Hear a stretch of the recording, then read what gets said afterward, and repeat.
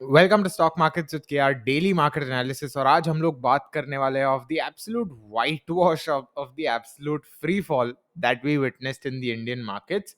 और हम लोग देख सकते हैं कि Nifty is down 500 points and that is around 3%। So पिछली बार हम लोग ने देखा था लगभग 2% डाउन था, तभी 350 पॉइंट था Nifty, and at that time actually the gap down was not there, it was actually a gap up open.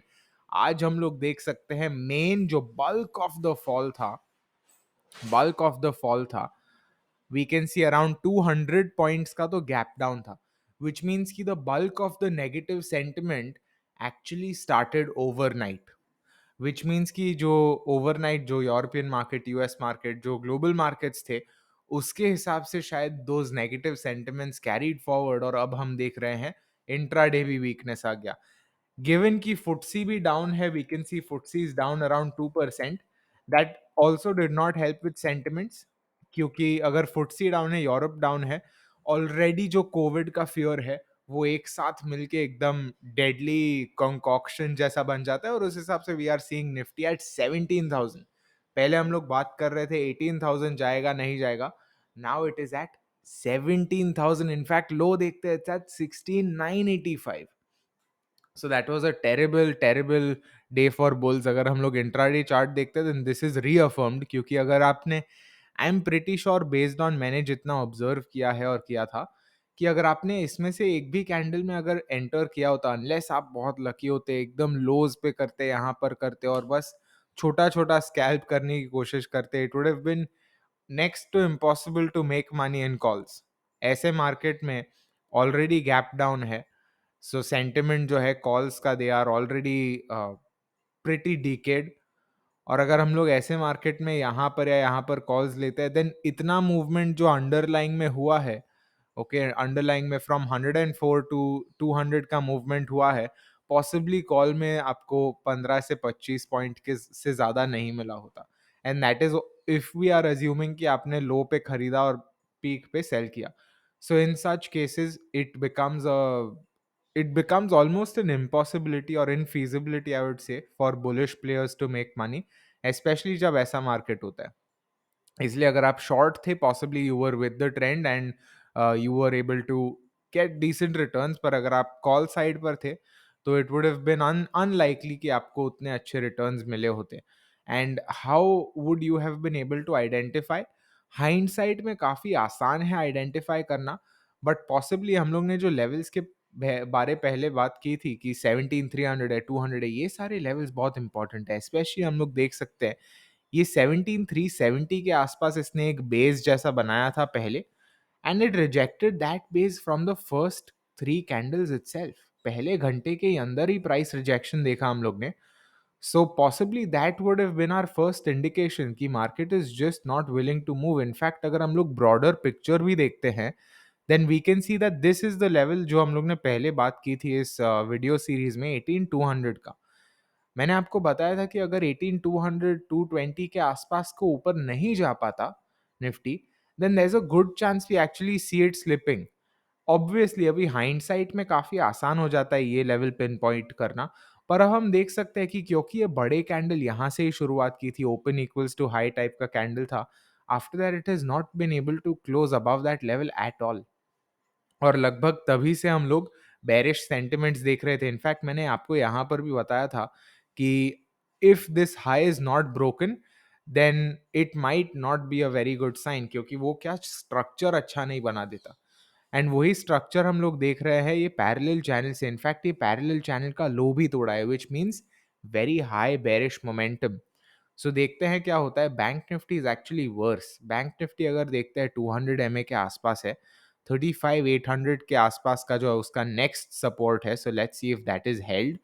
और हम लोग देख सकते हैं कि उसके बाद अगर वो नीचे गिरता है, देन पॉसिबली 35,400 से लेके 34,500 तक का रेंज में एक्सपेक्ट करूंगा।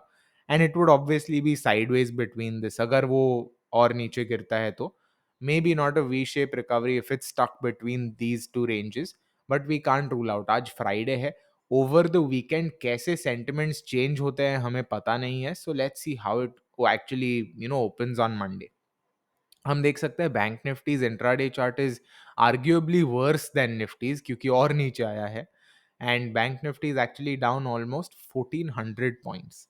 सो काफी bad day for bulls today and a party day for bears. Let me know which side you are on in the comments. Very curious to hear, अगर आप आज बुलिश थे, बेरिश थे, क्या रीजन था आपका, क्या लॉजिक था. Very curious to hear. Next आता है हम लोग रिलायंस पे. Reliance is actually fairly okay compared to some of the other top stocks, क्योंकि हाई पिछले दिन का होल्ड किया है उसने और सिर्फ थोड़ा सा ही नीचे आया. हाँ, 3% डाउन है, but the candle size is not that bad also, specially when we compare it to the some of the other stocks. तो हम लोग बात करेंगे उसकी. बट या 20 MA रेजिस्टेंस, 2480 और 2500 का जो लेवल है वहां से resistance, so does not look very appealing right now. Let's see how it goes. Next आप HDFC बैंक. यहाँ पर तो हम लोग सीधा यहाँ से लेके यहाँ तक का गैप डाउन ही देख रहे हैं, followed by some sort of sideways to downward consolidation. ठीक है, really not a pleasant sign. यहाँ पर भी it would have been a nightmare to trade this, क्योंकि ना तो आपको डाउन साइड पर उतना अच्छा मिलता इन द फर्स्ट हाफ, ना तो अप साइड पर उतना अच्छा मिलता. So really choppy movements. And हम लोग ने पहले बात की थी, अगर 1530 होल्ड नहीं करता, 200 MA होल्ड नहीं करता, high likelihood of 1480 to 1460 being retested. देखते हैं कैसा आ जाता है. Infosys is still relatively better. Infosys अब तक 1700 के आसपास है. It's at 1690, which is really not bad considering some of the other stocks. So देखते हैं. माय व्यू इज कि अगर 1670 के आसपास आता है, then it might be an interesting pick, presuming कि ब्रॉड मार्केट सेंटिमेंट जो है रिकवर होता है. क्योंकि अगर हम ब्रॉड मार्केट सेंटिमेंट देखें, out of the total 2000 securities, only 400 are positive. AD ratio is 0.25, और ये इंक्लूड करता है सब चिल्लर स्टॉक्स को भी. तो अगर हम लोग निफ्टी 50 देखें तो सिर्फ 4 ऐसे स्टॉक थे out of 50. 4 stocks out of 50 means only 8% of the stocks were positive today. और वो भी उसमें से जो स्पेक्टेकुलर परफॉर्मेंस है वो सिर्फ 3 की है. और लूजर्स देखिए, ऑब्वियसली अगर सिर्फ 4 पॉजिटिव है तो बाकी सारे जो 46 है वो लूजर्स रहेंगे. तो वो हिसाब से let's wait for the broad market momentum to show us some indication. उसके पहले मैं आई वुड नॉट पर्सनली से कि अच्छा इट्स अ गुड बाय और not. HDFC, yet another terrible candle. HDFC हम लोग देख सकते हैं 2770 का बहुत पुराना लेवल था हमारा यहाँ पर. That level has actually been broken. So now I would be expecting price to come around 2680 unless हम लोग अच्छा कोई रिकवरी देख सकते हैं. यहाँ पर भी हम लोग देख सकते हैं it's in the zone because this is where consolidation happened around 2715. So देखते हैं कैसा होता है.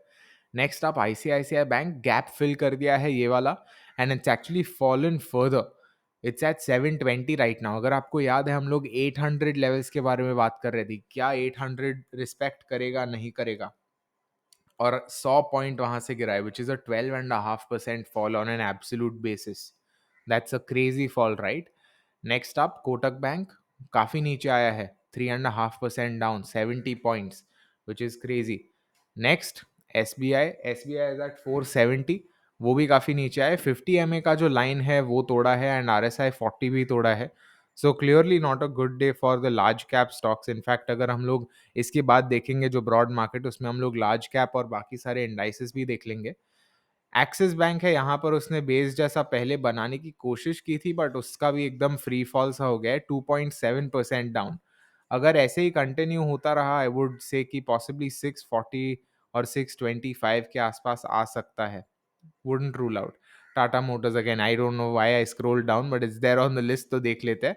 459, इनसेन, राइट, डाउन 6.6%. और बाकी सारा वॉच लिस्ट भी आप देख सकते हो, देखना है तो.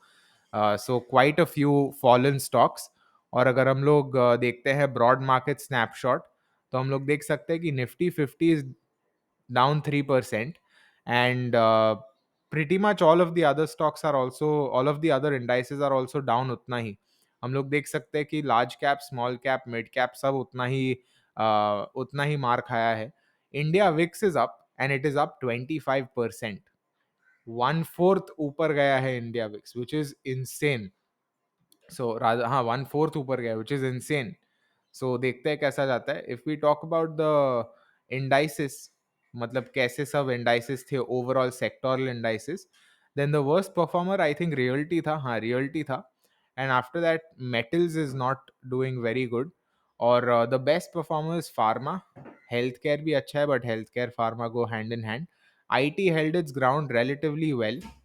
And yeah, I mean, apart from that, nothing more to say. काफी सब नीचे गिरा है. It would have been a really difficult day overall. Top gainers देखे, again, top three are IT. One is FMCG. I think FMCG का index in the morning at least it had held up well. So I'm not sure during the day फिर कैसे progress किया. फिर आते हैं top losers पर. JSW Steel is the top loser, 7.5% down. I believe JSW Steel में there is tax evasion का news है. So possibly because of that, and apart from that, बहुत सारे other stocks are also down. So that is what the markets are telling me. Very curious to hear आपका दिन कैसा गया, आपका महीना कैसा गया. Obviously अभी November as a month is about to end. December expiry abhi is the latest expiry now. So let's see how it goes. Weekly analysis coming over the weekend. That's it for this one. See you in the next. Happy trading.